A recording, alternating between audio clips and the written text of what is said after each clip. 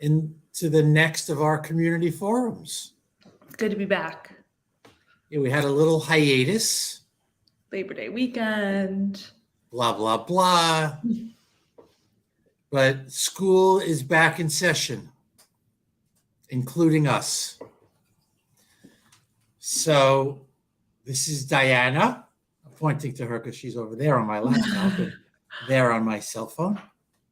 She is our functional wellness registered dietitian wellness guru. How's that? Great. I like that the name gets longer and changes all the time. Is it big enough, or should I make it bigger? I think it's good. I think it's good for now. Maybe next week it'll get even bigger. And we've been talking for quite a few weeks now about different sort of wellness topics, health topics. I mean, of course, all things health, but food, sleep, some really interesting topics. And tonight we have, I was thinking about it, perhaps something a little controversial. Mm-hmm. We're going to talk about cholesterol. And cholesterol is a huge topic. How do I know?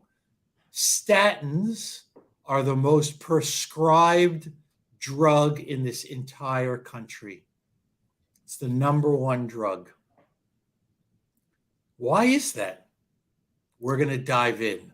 But before we do, I think we should even talk about what cholesterol is, where does it come from, is it good, is it bad? There are so many conflicting things out there that I would really like to set the record straight tonight. Can't wait. So what is cholesterol? So cholesterol is honestly this fatty substance that's made in the liver, and it impacts all the cells in our body, mainly because we need cholesterol because it actually is part of a lot of the cells in our body. We make cholesterol and we need cholesterol. Mm-hmm. Okay. It kind of reminds me of the low-fat craze that America went through. Now it's all about lowering cholesterol. We are on the cholesterol craze. But cholesterol and statins have been the conversation for a long time. That's not new. Correct, because there are some people. Let's put this aside, actually. Statins can be a life-saving drug. Wait, let's continue. I'm sorry. This is okay. We're both licking our chops to get into this because it's so interesting and complex. But I think we need to spend a few more minutes talking about what cholesterol is. So it's made by the body. Where is that? It's made in the liver. Good.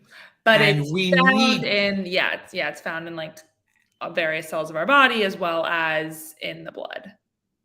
So we need cholesterol. That's why the body makes it. Makes sense. Mm-hmm. Okay. Where else can we get cholesterol? Externally, do we? Steak, eggs, we've heard all those things. Too much red meat. There is dietary cholesterol. So there's endogenous cholesterol, meaning the kind we make, plus dietary or external cholesterol. And where are some of the places that exogenous cholesterol is found? Where animal products. All animal products? Especially steak, eggs. Most animal products. Two of my favorite things, especially when they're together. Because they're not always bad. Okay, don't jump ahead. Okay, so many Americans go to their doctor, have blood work done and find out, oh my God, I have high cholesterol. I'm really afraid of having a heart attack and dying. So the doctor put me on a statin to lower my cholesterol. That only happens probably hundreds of thousands of times a week in this country. Mm-hmm. And they prescribe a statin oftentimes very quickly without doing further testing and without saying, can you lower this naturally with diet and lifestyle, without looking at the person and their habits? Okay, so that begs here's my big question. The body makes cholesterol. We need cholesterol to function. Mm-hmm. It's found in our hormones. It's found in our brain. We need it to live a high functioning, healthy life. Sounds like we need a lot of cholesterol. So why would we want to lower cholesterol? Because if there's too much of it, it's linked to cardiovascular disease. So too much of the bad cholesterol. Okay, you don't want, it's like Goldilocks. You just raised a new topic, topic, which is bad cholesterol. So go into that. Not all cholesterol is created equal? Correct. So there is LDL cholesterol and there is HDL cholesterol. A good mnemonic to remember these is that LDL starts with L, we like it low. HDL starts with H, we like it high. And the role of LDL, which is the bad cholesterol, is to actually take cholesterol from the liver and deliver it all over the body to damaged tissues to make repairs. The role of... That's a bad thing?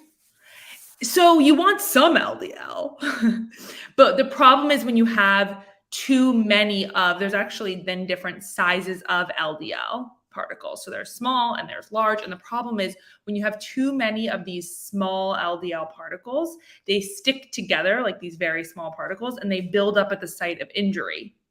So it can occur when there's inflammation. It can also cause inflammation, and then plaque builds up and it can block the arteries.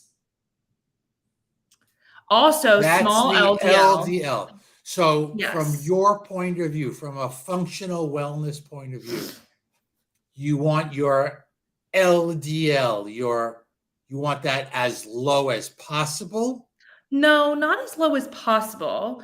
Just ideally, honestly, it's rare to see it get too low unless you're taking an intense statin, like too much of a statin that's lowering it a lot. But ideally below 120 if you're at a low risk, 100 if you're at a higher risk. My cardiologist, because I'm a 64-year-old man, so of course I had a cardiologist. He told me he wants my LDLs at 70.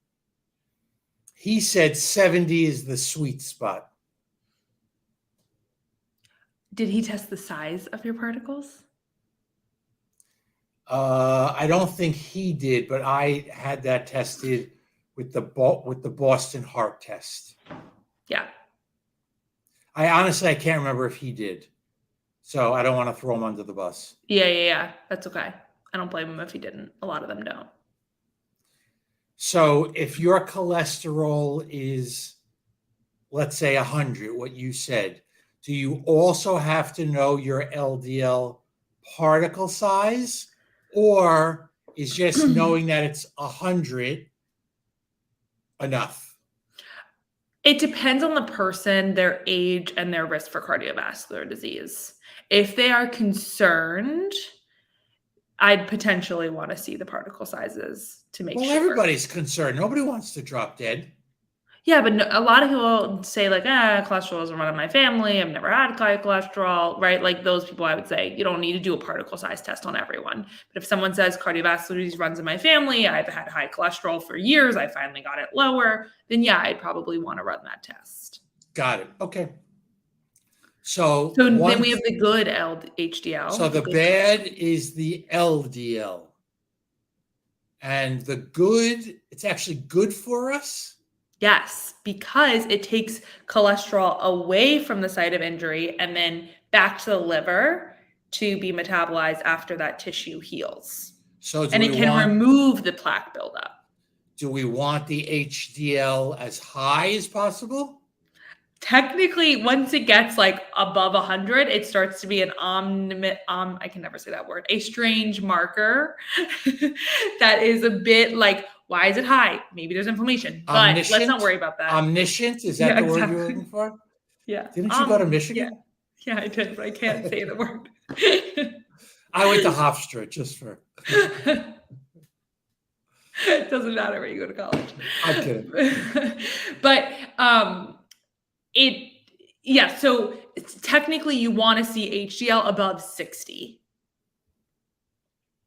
And what's the sweet range, would you say? Between 60 and 100. 60 to 100. And over 100, it becomes an omniscient factor. Yeah, it's a little strange. Got you. So if someone's LDL is 100 and someone's good HDL. cholesterol, HDL, thank you, I just spaced for 1 second. HDL is 80, that person's doing pretty good? Generally, yeah, they should be, assuming that they have a good diet, they don't have a history. Yeah, I wouldn't be concerned. Let's put it that way. So the notion or the idea that all cholesterol is bad and when people tell me, oh, my total cholesterol, I'm like, I don't want to hear about the total. It means nothing to me. The total is really a generalization that's not specific enough to really understand what's going on. Exactly. Okay. What's a total cholesterol number that scares you? That says to you, we got to dig deeper with this person. I'd say like over 250. But really, I really just, it's not any number. Like you could have HDL of 20 and an LDL of 120 and still be at a 200 range. So I really don't even love to say that. I really like to see just like LDL and HDL, and anyone who gets a lipid panel is going to get those two numbers. Got it. So total cholesterol should sort of be ignored almost. Yeah. Okay. What are triglycerides? Triglycerides they come from starches, sugar, and alcohol in the body. Again, another important part of our cells. But usually I find that triglycerides can be high with high cholesterol, but even more likely they're high when somebody has prediabetes or diabetes or high blood sugar. So triglycerides are less related to heart disease and more to other health issues like diabetes. Generally, they are a type of fat, so they are like in the lipid panel. But what I usually see is that people who have higher levels of triglycerides, it's more tied to diabetes. I'm not saying that's set in stone, but because of the foods that you eat that raise triglycerides versus the foods you eat that might raise cholesterol, that's a more common correlation. But somebody who has like lipid panel out of control, like really high LDLs, really low HDLs, often has high triglycerides right along with it. Got it. So a lot of our patients are younger, late 20s, 30s. Do you see a lot of out of control lipids in that group? And if you do, should they be worried about it? I'm seeing more than I'd like to see. Yes. Why do you think that is? Because our diets are really in the tank these days. It all sometimes feels like it's getting worse instead of better. Because it's becoming, not only do we start to desire more of these foods, which I could go on and on about this whole thing, but also it's becoming increasingly hard to eat healthy in America. Explain. Well, this goes all the way to the top, but the types of foods that are subsidized. President Biden? I'm not naming presidents here, but to like the USDA, the FDA, we're subsidizing crops in terms of soy, corn, wheat. And so what are all of like the junk foods made of in America? Those are like the staples of them, right? The food in itself is not awful. If you're going to have some corn on the cob, okay. If you want to have some farro wheat, eat it, right? But it's more the processed version of these, which is like infiltrating our food system. So the number one processed food, whoops, did I just do that? Okay, sorry. The number one processed food is bread. Is that true? Is it? I don't know. I mean, what's the Probably. thing that people eat a lot of? Yeah. I'm not saying that is just like as a stat, but just knowing sandwiches and pizza, and people eat a lot of bread. Mm-hmm. Bread in the a croissant in the morning. A sandwich for lunch. Sandwich for right. Little bread in the morning, a Danish, a croissant, an English muffin, right? Bread for lunch, and then you sit down to dinner, and there's some bread on the table, a little more bread. It's a lot of processed foods. Yep. So I just think that bread is so common. Exactly. And then it's hard because it becomes a convenience factor for people too. So it's like we are thrown these foods at us. It becomes normal to eat the amount of processed foods that we are. And then you try to change someone's diet and it's all of a sudden like a huge life shift because it becomes harder and harder to eat healthy. Got it. Let me just say at this point, feel free to ask questions out there in television land. We welcome questions. We like questions. It shows us that there's somebody out there and there's somebody engaged. So if you have a question, we'd love to hear it. This is a really, really important topic. As I said at the outset of the show, statins, cholesterol reducing drugs, are the number one prescribed drug in this country. We're talking about billions and billions and billions of dollars every year. So that's a lot of people taking statins. So when you take a statin, how does it work? Do you know? Does it stop the body from does it stop the liver from making cholesterol? Does it counterbalance the cholesterol that we're taking in our diet? How does it work? I think it inhibits an enzyme, right? That helps create cholesterol. Is that right? I think that's right. So it's stopping our body from doing what it's supposed to do. And does it also is not the right word. Does it affect both the good and bad cholesterol? It does. So when you're on a high enough dose, HDL usually goes down with it. Got it. What's a high enough dose? I don't know. I mean, I know like I think it depends on the person, but like if you're on like a 10 milligrams of statin, less likely. But if you're on a much higher dose, we often see HDL come down with it. Got it.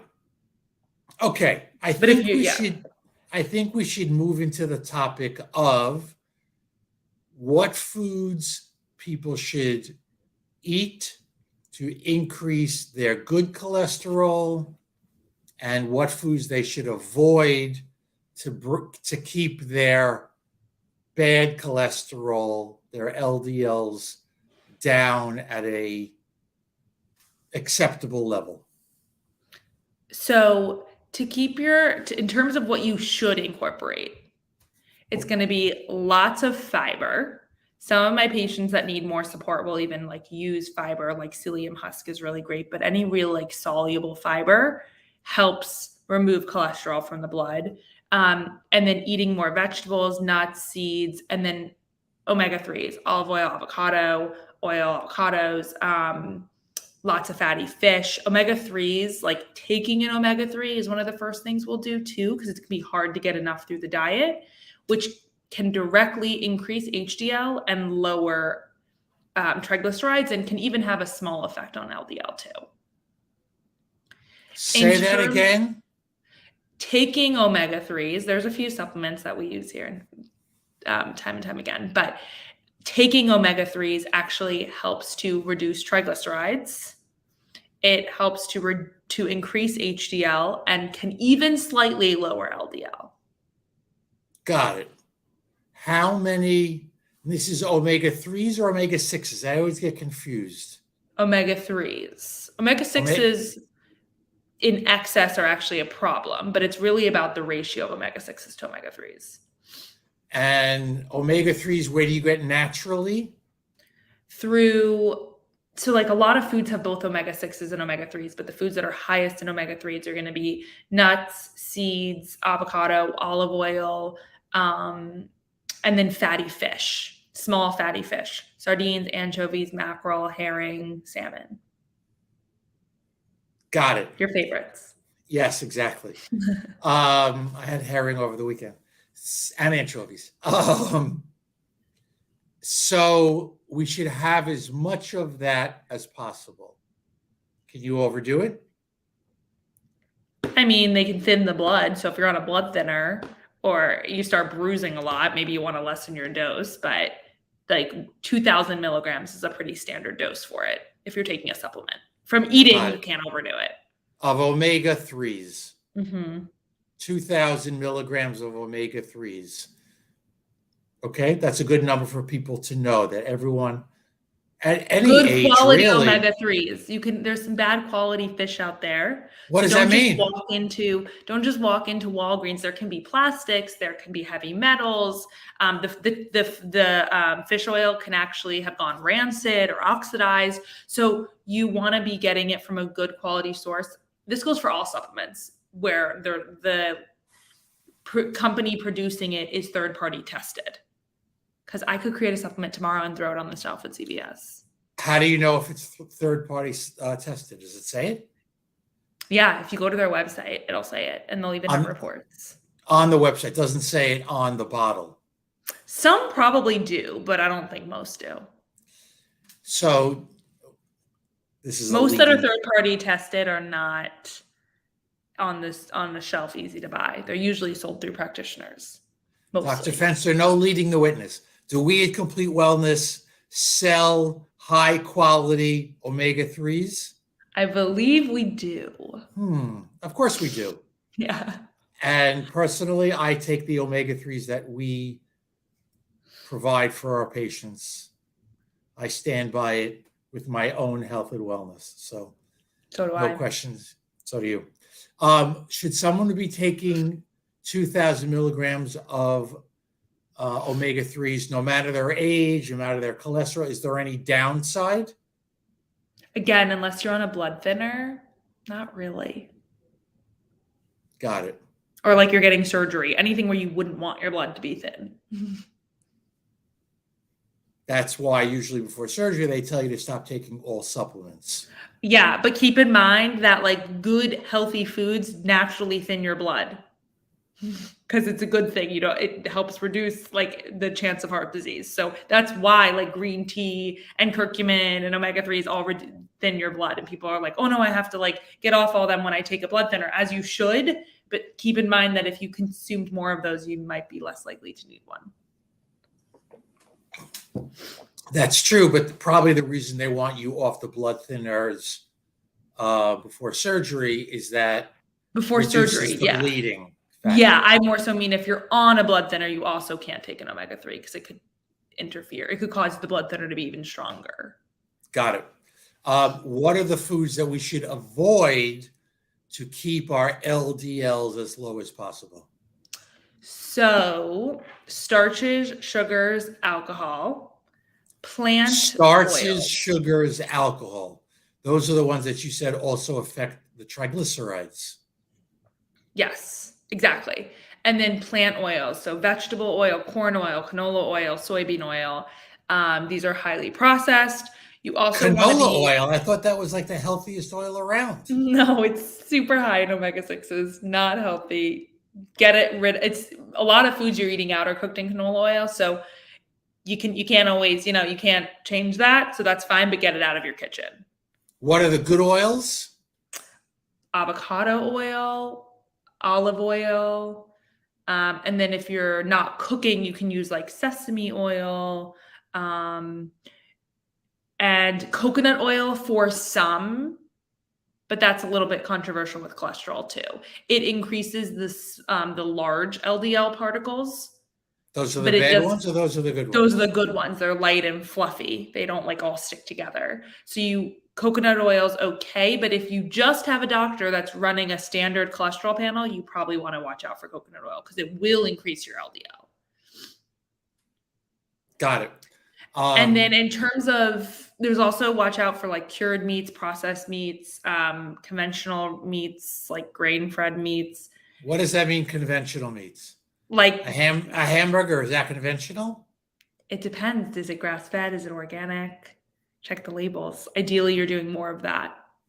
If I go to a restaurant and I order a good restaurant, a nice restaurant, not nice, I'm not going to serve hamburgers, a good restaurant, and get a burger, is that a conventional burger? Is that You can enjoy it occasionally. It's not right. It's about the cumulative effects. But if you're going to a steakhouse and having a burger, they're usually grain fed because it creates more of that like marbling and fat. So technically there's more fat when they're grain fed, they're really fattening up these cows.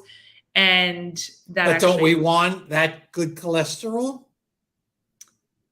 That from well, there's said a that lot of other earlier. things that are often in there. I wouldn't recommend eating tons of conventionally raised meats in general for health. They're inflammatory, high in omega-6s. But if you're doing grass-fed meats, pasture-raised eggs, you should be okay. There is like a 20% or so of people that have a gene that the more cholesterol they consume, the more likely it is to raise their cholesterol. But again, that's 20% of people. That's not everyone. And I think everyone assumes that that's them. So we're coming down the home stretch. What would be a great heart healthy breakfast, lunch, and dinner? Heart healthy breakfast could be, oh goodness, I could go on and on. Overnight oats, chia seed pudding, eggs and avocado, pasture-raised eggs and avocado, smoothies with good quality protein. For some, maybe Greek yogurt, depending on if they tolerate dairy. Okay, how about lunch and or Lunch, dinner?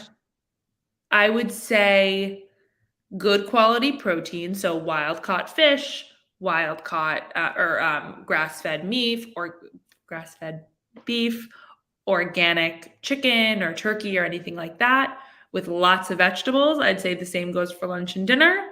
At Is least half your plate. conventional salmon that I get at the salad bar at the deli, is that bad for me? It's not Salmon bad is for you, but supposed to be farm so good raised. for you. I know, but farm raised salmon doesn't have nearly as much omega-3s. It doesnn't have Is nearly it as bad many. for you or just not as good? It's not as good. I wouldn't eat it every Okay. day though, Because because I worry about plastics, the microplastics that these fish are eating. got it. Okay, that's a whole nother topic. Yeah. And dinner is the same? Yeah. And then of course, like good quality starches, quinoa, lentils, potatoes, sweet potatoes. Got it. All right, everybody out there in Instagram land, Facebook land, all those lands, television land. Thank you for joining us and stopping in and being part of our conversation tonight. I hope you got something out of this. I did. This whole topic is a little confusing. And even for myself, I've done some of the reading. There's an interesting book out there called The Myth of Cholesterol by Dr. Sinatra. I forgot his first name. Was there anything we missed? Anything that we missed? Yeah. I don't think so. Was there anything we missed tonight? No, I meant from the book. Oh, no, you covered the main points. I mean, the book Okay. is 300 pages. We only had a half an Yeah, hour. I know. But the main points, the most important points, we definitely covered. If you have questions that you would like to ask, feel free to DM us. If you would like to come in to Complete Wellness and get attention with your health issues, doing really good work. I'm really proud of the work that we're doing. We have just come on in. We've just added Dr. Robert Graham to our functional wellness staff.